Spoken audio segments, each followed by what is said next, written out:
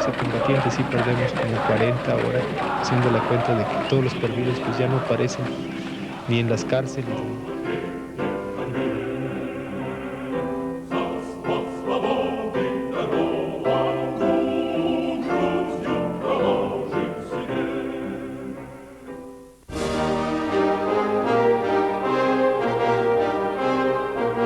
Dentre todos os países europeus no final do século XIX, a Rússia era o que apresentava mais sintomas de uma possível revolução.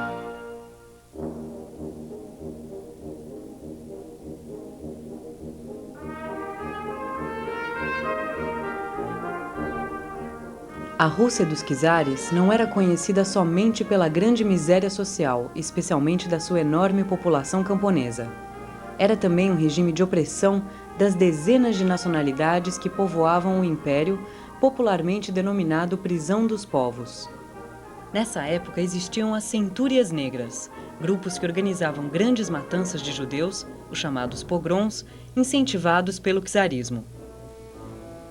O problema judaico, como se revelaria nas décadas posteriores, se transformaria num dos eixos centrais da política europeia, tendo sido a Rússia o primeiro país em que o antissemitismo foi utilizado como uma política de Estado. Trotsky nasceu em 1879 na Rússia, numa família judia, não praticante, e por diversos motivos que tem a ver com a situação histórica que lhe tocou viver, se veria ao longo dos anos envolvido nos principais processos revolucionários do século XX.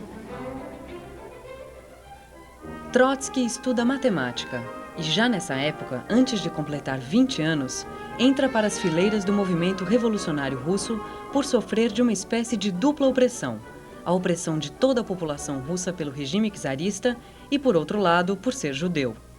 Tenho insistido nesta origem, não é para dizer que Trotsky foi um revolucionário judeu, não foi nada disso. Trotsky não era praticante e se reconhecia não como judeu nem como russo, mas como internacionalista, embora o fato de ser judeu e russo deixaria uma marca muito forte na sua personalidade.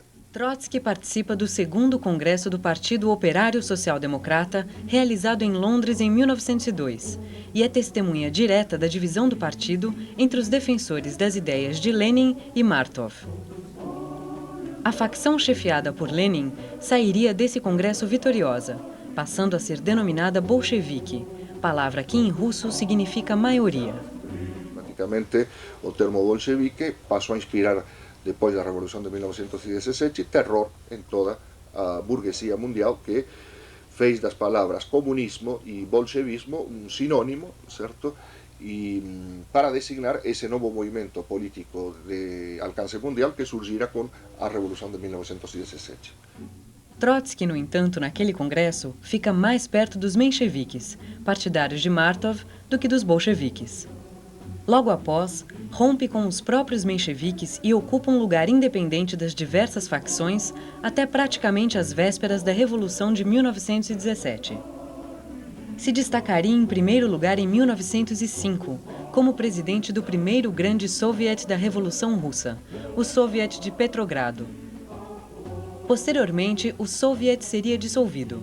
Trotsky seria preso e deportado para a Sibéria.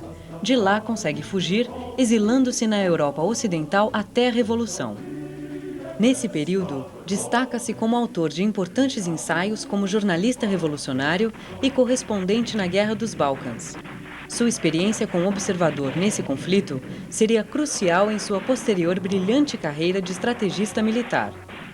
Em fevereiro de 17, volta à Rússia.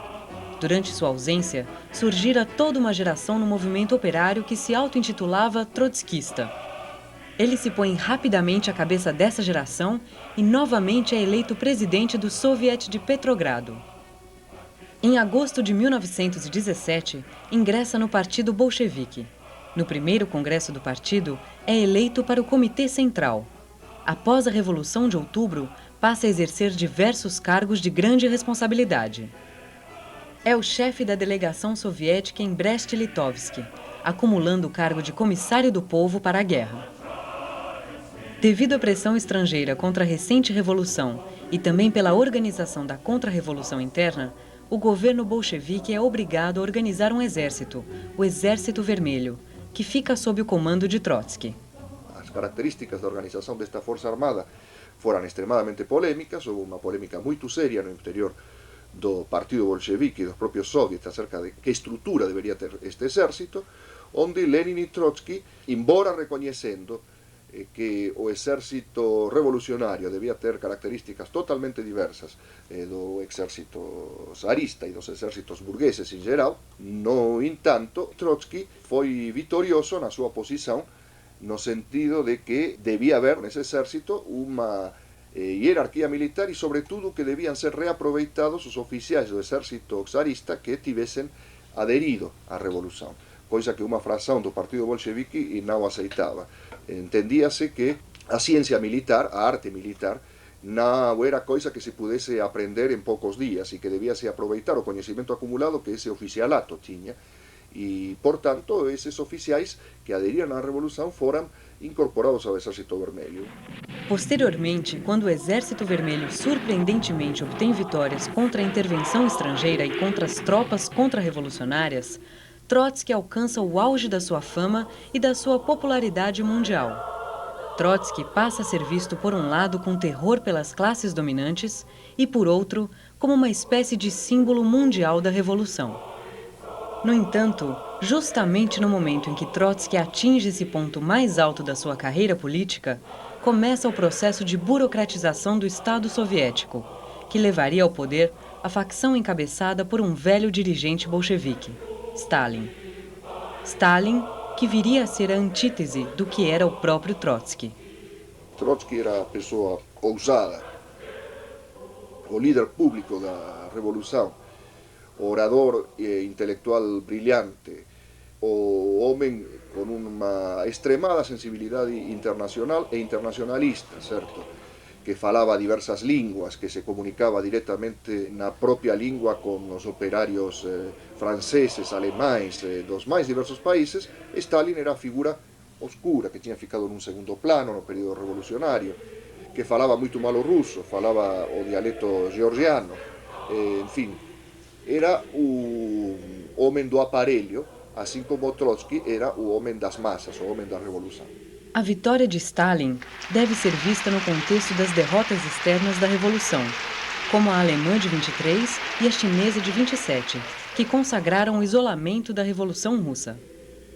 Stalin teoriza esse isolamento, faz da necessidade virtude e cunha a teoria do socialismo num país só, ao que se opõe Trotsky, não somente por razões de princípio, mas também por razões de realismo político. Para ele, não existia nenhuma possibilidade de se construir o socialismo em um país só. Cedo ou tarde, a Rússia se abandonaria às pressões do mercado e da burguesia, que aspiravam recuperar o imenso território e o imenso mercado soviéticos para o sistema capitalista mundial. Trotsky é derrotado nessa disputa pelo método de aparelho, passando a chefiar uma fração dentro do partido chamado de oposição de esquerda, composta por velhos remanescentes da Revolução de 17 a 21. A maioria desses oposicionistas seria posteriormente morta nos campos de concentração stalinistas. Trotsky, no entanto, é confinado em Alma-Ata, Cazaquistão, em 1927 e posteriormente exilado da União Soviética em 1929. Diversos historiadores afirman que Stalin verbalmente en diversas ocasiones manifestó que tinha sido un erro exilar Trotsky en 1929 e não esperar un pouco para poder fusilarlo, que deberían ter fusilado na propia Unión Soviética. Non foi isto que sucedeu porque en 1929 ainda non se practicaban os fusilamentos en masa e Trotsky tiña ainda unha grande popularidade, tanto no interior do país como era moito coñecido no exterior. Non teria sido fácil naquele momento. Poucos anos depois, no entanto, o propio Stalin faría isto nos procesos de Moscou, fusilando a varios dos principais dirigentes da Revolución de 17, como Zinoviev, Kamenev, Rakovsky e outros nomes non menos célebres, nos procesos de Moscou de 1936 a 1938. Trotsky é exilado e rejeitado pela maioria dos países por se recusar a criticar a Revolução e a União Soviética. Posteriormente, vê-se obrigado a abandonar a Europa, nesse momento praticamente dominada por governos totalitários. romancista muito vinculado a Trotsky chamado Victor Serge resumiu o que era esse período da história da Europa num romance que leva um título sugestivo, É Meia-Noite no Século. Era realmente a meia-noite do século, o momento em que tudo parecia escuro e em que o amanhecer não parecia ter nenhuma perspectiva, em que muitos pensaram que o destino do mundo, alguns inclusive o escreveram, era estar gobernado por uma espécie de totalitarismo, certo, que se estenderia mundialmente, quer que tomasen a forma desse totalitarismo, entre aspas, socialistas de Stalin, ou, sobretudo, o totalitarismo racista, antisemita, nacionalista, etc., de Hitler ou de Mussolini. Nessas condições, Trotsky se viu obrigado a abandonar a Europa e a perambular pelo mundo, ou melhor, pelo oceano, porque, como diz um capítulo da sua autobiografia, o mundo tinha se transformado para ele num planeta sem visto de entrada, nenhum país o aceitava. Em 36, é finalmente aceito pelo México, cujo governo era exercido por Lázaro Cárdenas, uma figura do processo revolucionário que vivia o período conhecido como a Segunda Revolução. A admiração de Cárdenas, naquele momento um general, por Trotsky, era uma admiração como homem de armas. Cárdenas reconhecia, acima de tudo em Trotsky, um dos grandes chefes militares do século. Também contribuiu para a aceitação de Trotsky pelo México a pressão da opinião pública e de uma parte significativa da intelectualidade mexicana, em particular daqueles que tinham sido comunistas e que, dentro do movimento, tinham tomado o partido de Trotsky, dentre os quais se encontrava aquele que já era considerado o maior pintor muralista mexicano, Diego Rivera. Hoje em dia, por motivos diversos, mais célebre do que Diego Rivera é sua mulher, certo? Que se chamava Frida Kahlo. Frida Kahlo também era pintora, não era tão célebre naquela época quanto Diego Rivera. O casal Rivera-Kahlo alojou Trotsky e a sua mulher na sua casa no México e, bom, foi um encontro bastante explosivo porque eram pessoas todas elas com uma personalidade muito forte, e estou me referindo tanto a Diego Rivera, o pintor, quanto a Frida Kahlo, quanto a Trotsky, quanto a própria mulher de Trotsky, chamada Natalia Sedova, que era uma militante de forte personalidade e também com inclinações artísticas muito importantes. Todos configuravam, certo, personalidades muito fortes, o que lhes impediu conviver muito tempo juntos, e esta convivência incluiu, como se sabe hoje em dia, um pequeno caso amoroso entre a Frida Kahlo e o próprio Trotsky, certo, que naquele momento preocupou muitos partidários de Trotsky, devido a que, em virtude desse caso amoroso, Trotsky tendia a ignorar as estritas normas de segurança, certo, que Trotsky debía observar, porque ya se sabía a esa altura que os agentes da polícia política de Stalin estavam atrás de Trotsky. A Guerra Civil Espanhola servira de escola para os agentes da polícia política de Stalin. O lado republicano era composto por diversas facções divergentes quanto aos métodos para se derrotar a conspiração direitista franquista. Aproveitando-se da situação, a facção stalinista promove uma verdadeira guerra civil dentro do lado republicano, exterminando a maioria dos dirigentes revolucionários, como os trotskistas, os anarquistas e o Partido Operário Marxista. Houve um verdadeiro massacre de revolucionários com sequestros, torturas e assassinatos. Foi justamente um comando stalinista treinado durante a Guerra Civil Espanhola que se deslocaria ao México para executar a tarefa a qual Stalin atribuía a maior importância: o assassinato de Leon Trotsky. Na verdade, o assassinato de Trotsky estava já na agenda política de Stalin e da Polícia Política Internacional de Stalin a partir de 1931. No entanto, este plano foi apresado a partir da Guerra Civil Espanhola e, em particular, a partir da derrota da República na Guerra Civil Espanhola. A derrota da República na Guerra Civil Espanhola era prácticamente a vía aberta para a Segunda Guerra Mundial, porque governos nazistas ou pronazistas, certo, prácticamente tinham se enseñoreado da maior parte da Europa. Nesse quadro, e diante da crise mundial que se avizinhaba, e diante de toda a situação de convulsão que iria se desenhar no mundo a partir de uma nova guerra mundial, Trotsky urgiu os seus partidários nos partidos comunistas, nas frações dos partidos comunistas e que tinha organizado os núcleos trotskistas pelo mundo afora, a proclamarem, a organizarem a Quarta Internacional. Stalin atribuía uma grande importância a esta questão da existência de uma Quarta Internacional e, segundo manifestou o próprio dirigente da polícia política stalinista, Sudoplatov, que foi o encarregado de coordenar a equipe que assassinaria Trotsky, as palavras com que ele se dirigiu a este agente para lhe explicar os motivos do necessário assassinato de Leon Trotsky é: uma guerra mundial se avizinha, debemos acabar com a Quarta Internacional e para acabar com a Quarta Internacional é necessário acabar com a sua cabeça, que é Leon Trotsky, que é o único dirigente conhecido desta organização. A Quarta Internacional foi organizada em um congresso clandestino em Paris, em setembro de 1938. Importante ressaltar a presença do brasileiro Mário Pedrosa, único latino-americano no congresso, eleito membro do Comitê Executivo Internacional. Pedrosa posteriormente rompe com Trotsky e com a Quarta Internacional poucos anos depois. O trotskismo brasileiro tem a sua continuidade em finais dos anos 30, não pelo grupo vinculado a Pedrosa, mas por aquele que cindira com o Partido Comunista Brasileiro em 1937, chefiado por Hermínio Saqueta, que constitui em 1939 o Partido Socialista Revolucionário. Esse partido seria a primeira seção oficial da Quarta Internacional no Brasil.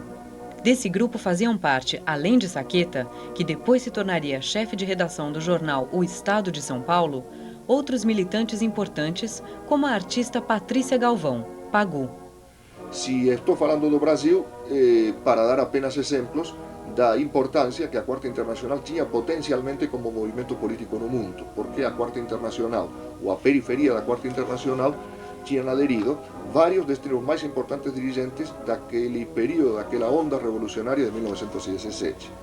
En fin, de militantes nos mais diversos países, certo, nos Estados Unidos, onde se encontraba a seção mais importante da Quarta Internacional, a mais importante numericamente, sobretudo pelo fato de que era praticamente a única que gozava de legalidade, certo? Ela se chamava Socialist Workers' Party, Partido Socialista dos Trabalhadores, e estava chefiada por James P. Cannon, que tinha sido talvez o mais destacado militante comunista, depois de John Reed, certo? Depois da primeira leva de militantes comunistas nos Estados Unidos.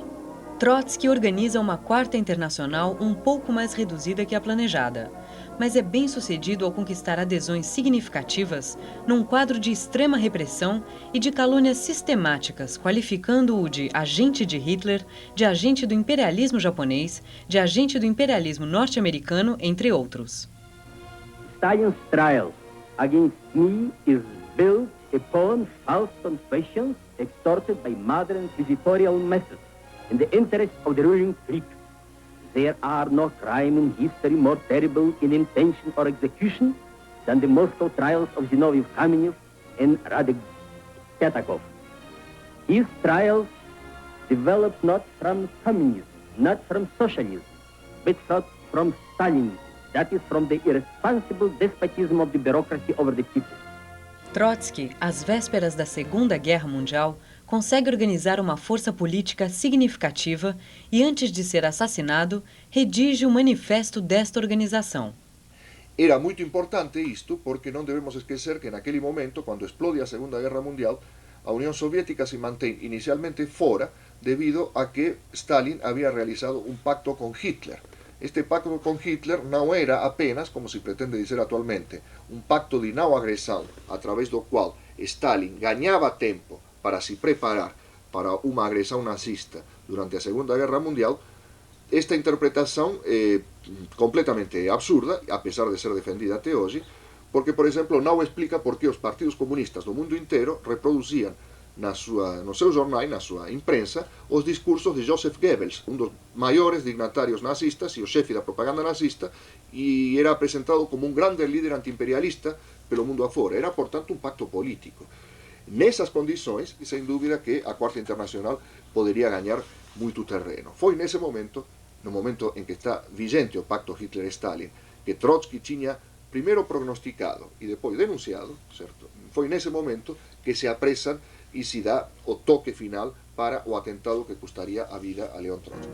O primeiro atentado à vida de Trotsky foi feito em maio de 1940, chefiado por Davi Alfaro Siqueiros, outro famoso pintor muralista mexicano, rival político de Diego Rivera.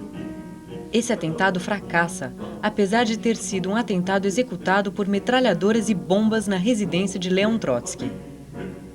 Essa casa hoje é um museu e até hoje conserva os buracos deixados pelas balas desse atentado, no qual saiu ferido o neto de Trotsky, Siewa Volkov, que esteve presente no Brasil por ocasião da comemoração dos 50 anos da morte de Trotsky, realizada na Universidade de São Paulo. Sou de los únicos supervivientes.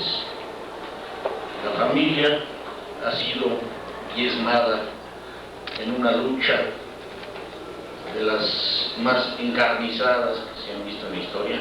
Y Trotsky era una especie de patriarca, como el padre, ¿no?, de esa familia improvisada. Había mucha actividad, mucho dinamismo en la casa, una pequeña granja, gallinas, conejos que Trotsky personalmente cuidaba y que procuraban, pues, parte de la alimentación de la familia. La atmósfera afuera de la casa, la atmósfera política, era bastante difícil, ¿no? Pero entonces, alrededor de la casa andaba rondando un europeo que se había hecho pasar por belga, que era el compañero de una trotskista, una gente que gozaba de la entera confianza de la casa, Silvia Aguirre. Y un buen día, totalmente así, de forma inesperada, comunicó a los guardias que tenía interés de escribir un pequeño artículo sobre una serie de polémicas que se estaban llevando a cabo en Estados Unidos. Se presentó a la casa en la tarde, entró al despacho, escribió el artículo, le sugirió algunas cosas y se fue. Y 2 o 3 días después regresó.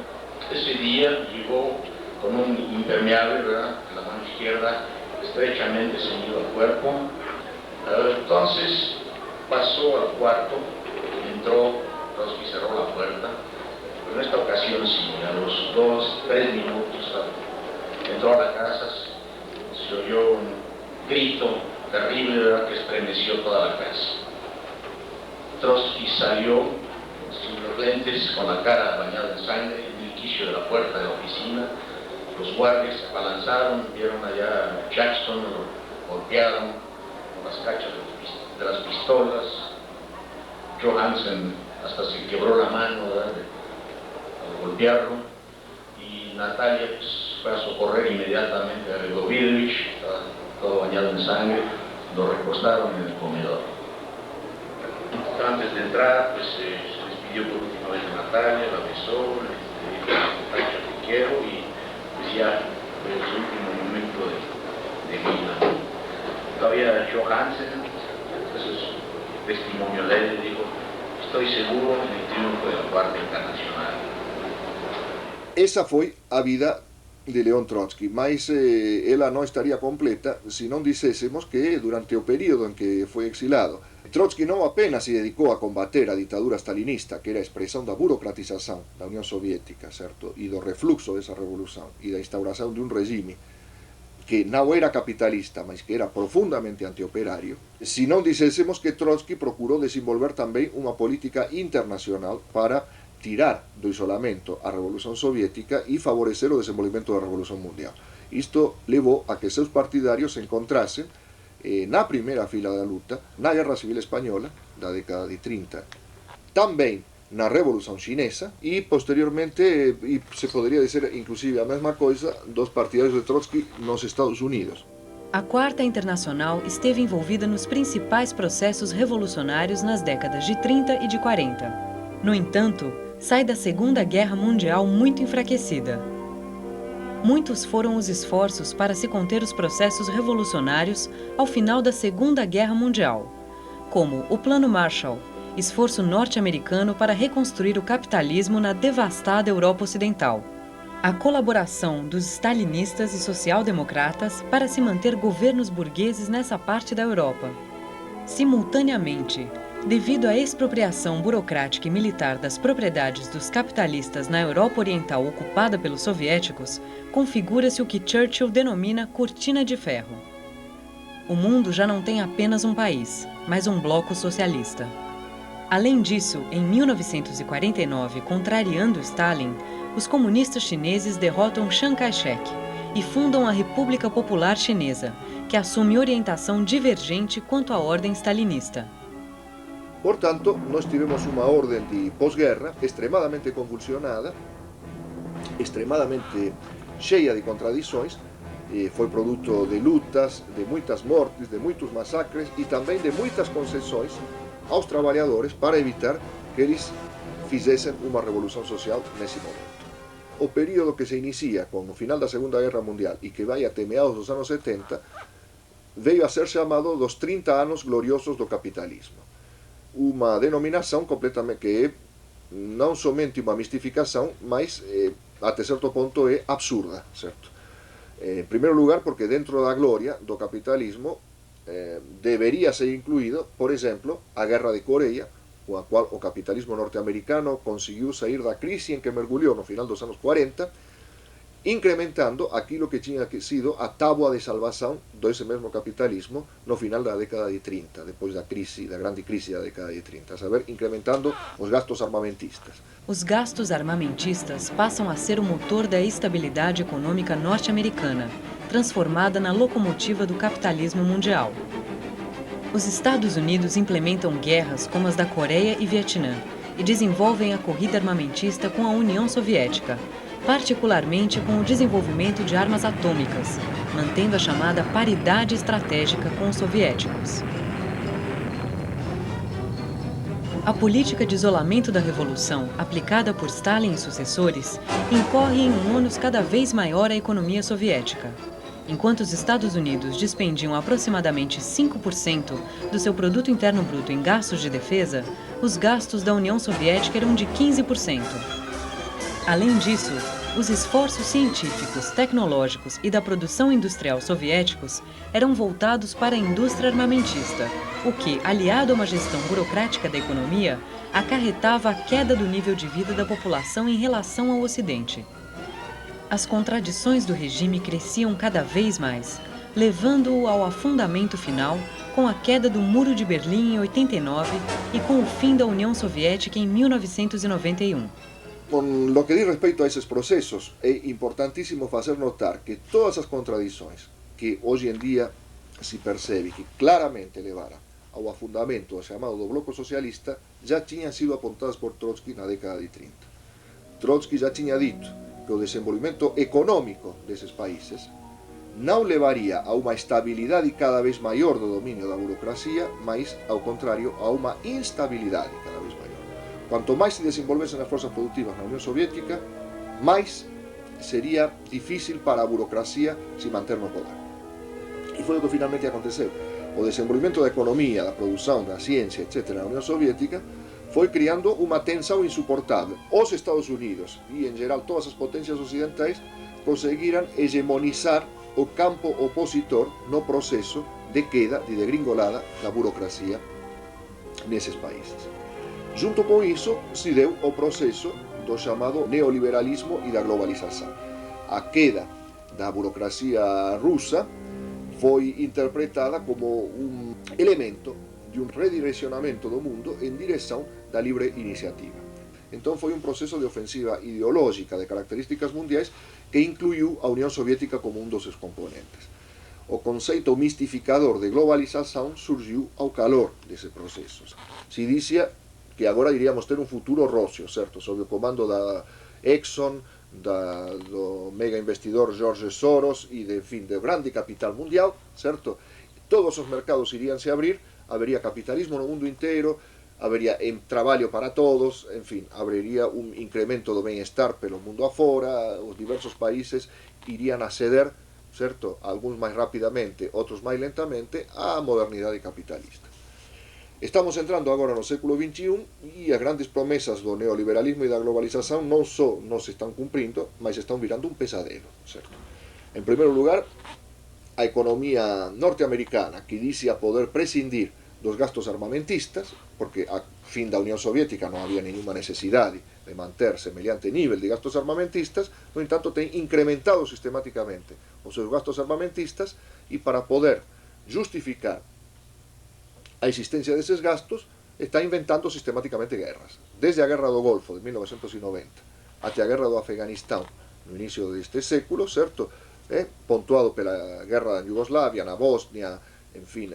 En segundo lugar, nós temos que a miseria, longe de cair con ese proceso de globalización y neoliberalismo, a miseria social creceu de modo espantoso, con algunos continentes chegando a níveis de miseria e de fome sem precedentes na historia, como é o caso da África. E é uma coisa extraordinaria, que revela a validade das análises marxistas do capitalismo, que teñamos simultaneamente uma grave crise de sobreprodução de alimentos na Europa e nos Estados Unidos e teñamos epidemias de fome fantásticas na África. Isto demostra que as contradições do capitalismo estão na própria pele desse sistema social.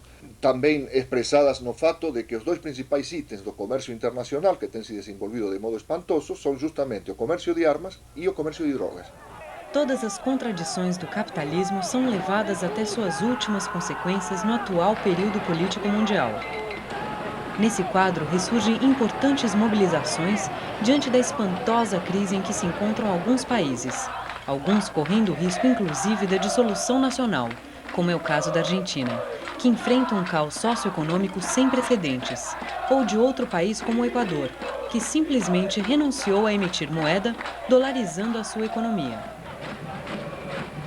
Países são percorridos por mobilizações sociais, por lutas de classes extraordinárias, de movimentos como os desempregados na Argentina, os sem terra no Brasil, os indígenas e os camponeses no México, as greves na Europa, as mobilizações na África e nos chamados tigres asiáticos, em especial o movimento sindical da Coreia do Sul.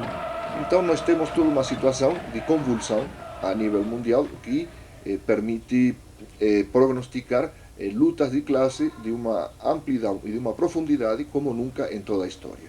Nesse quadro, as ideias de Leon Trotsky voltam a ter absoluta atualidade. Por esse motivo, Leon Trotsky, a pesar de todo o mar de calúnias que foi lançado em contra de si mesmo durante as décadas de 30, 40, 50, 60, etc., durante as quais ele foi sistematicamente apresentado como um monstro, como um agente do imperialismo, etc., volta a ter um enorme prestígio como pensador revolucionário, hoje em dia reconhecido por todo o mundo. E nesse quadro também, as suas ideias voltam à tona, ou seja, a questão da necessidade de dar caráter mundial da revolução, do caráter permanente da revolução, ou seja, que a revolução que se inicia num estágio democrático ou se inicia dentro de um país deve se estender sob pena de morrer. Então nós vemos as ideias de Leon Trotsky, a ideia do caráter mundial da revolução, a ideia da permanência da revolução, a ideia da permanência da revolução também no sentido de que a revolução inaugura um processo de transformações sociais, políticas e também culturais que não se detém, certo?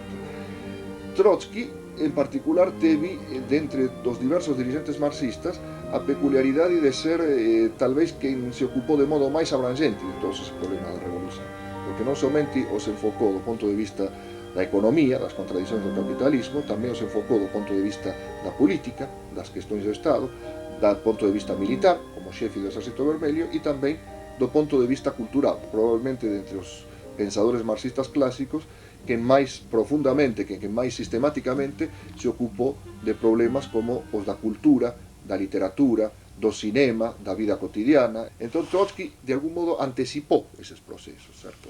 Os antecipou quando eles eram apenas visíveis de modo virtual ou potencial. Daí que o pensamento de Leon Trotsky volte com toda a força e, de algum modo, ele exerça a sua influência, ou pelo menos a sua sombra, como pensador e como militante revolucionário, se projete sobre os mais diversos movimentos no mundo inteiro.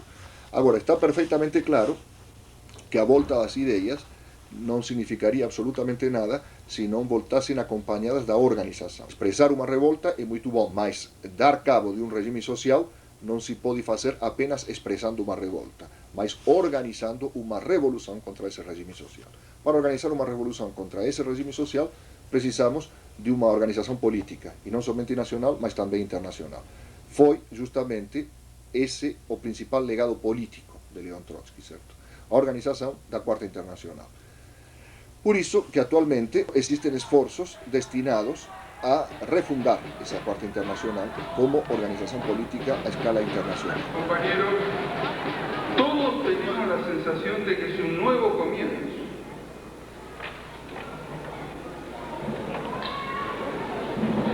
Nosotros hemos llenado este estadio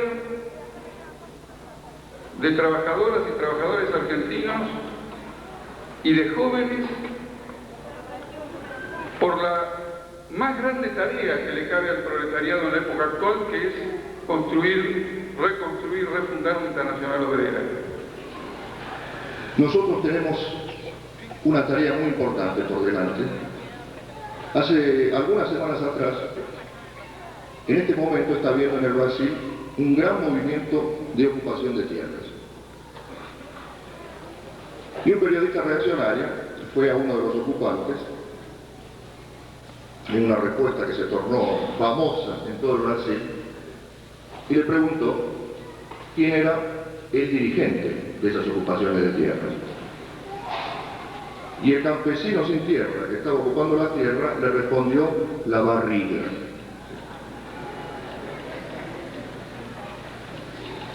Respuesta magnífica. Pero nosotros tenemos que luchar para que el próximo campesino sin tierra, que ocupen tierras en el Brasil y en otros países del mundo, cuando a un periodista reaccionario les pregunte quién es el dirigente, respondan: la barriga y la Cuarta Internacional. Sí. L'internationalisme, ce n'est pas un principe abstrait.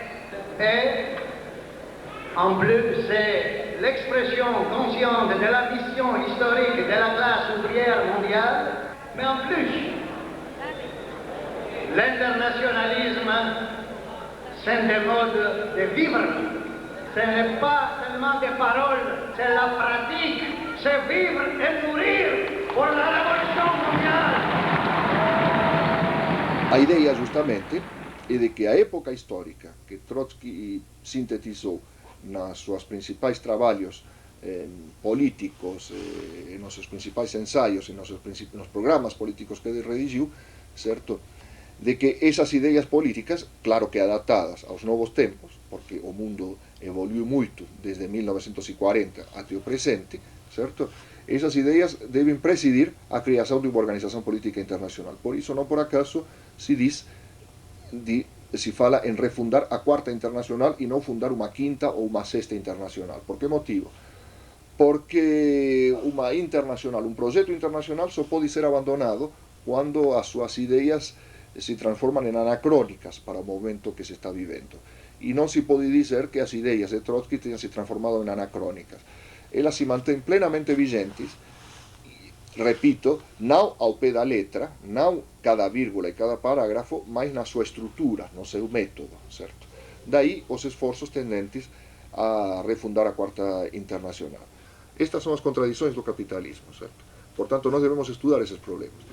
Mas também non debemos estudar os problemas sem estudar quais são as soluções, inclusive as soluções políticas, certo? Por isso que eu, certo, tenho me distinguido aqui dentro da universidade, certo, por ser um estudioso, um pesquisador e um transmissor, certo, dos estudos sobre as ideias e a trajetória de Leon Trotsky, non como un personaxe que já teve um papel na história e cujas ideias são anacrônicas, certo, mas como um personaxe que tem absoluta atualidade. Así como também tem absoluta atualidade outros personagens históricos, não de um caráter tão abrangente, mas que deixam lições para o presente, como Zumbi dos Palmares, para o caso do Brasil, certo? E como tantos outros, certo, que enfrentaram radicalmente a opressão política, social, cultural, sexual, enfim, todos os tipos de opressões, certo, que existiram em cada época.